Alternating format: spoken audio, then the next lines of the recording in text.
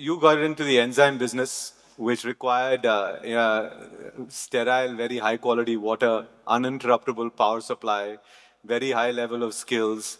None of the equipment was available in India. So if you go to any classic business schools that a lot of us have kind of probably been to, this is not the type of business they will tell you to get into, right? Because none of the skills were available in India. None of these resources were available in India at that time. So what were you thinking at that point in time? A very good question, because you're absolutely right. We had very frugal resources.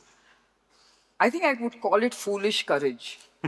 And I think every entrepreneur does have foolish courage, because that's how you start your business, thinking you can make a success despite all odds. Okay?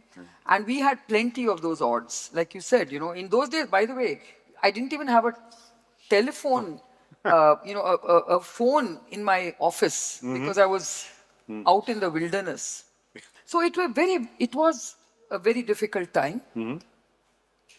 But I think, when you embark on a journey, you become very resourceful. You make do with what's available. Those days, it was difficult to import anything. So the first opportunity I got to import, I remember, a spectrophotometer, which is what I needed to analyze my enzymes. It's amazing how resourceful we were, because we used that spectrophotometer for many, many things that it was not meant to be used for. And I remember when we were actually developing our first homegrown technology, my colleague who joined me as the R&D head, he started, experimenting. Then we started scaling up our technology. And I can tell you it wasn't funny, because nobody would believe that such technologies could be scaled up.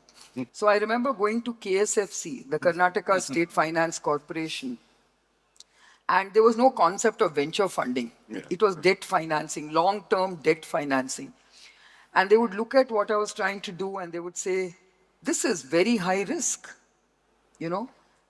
This technology is something you've invented.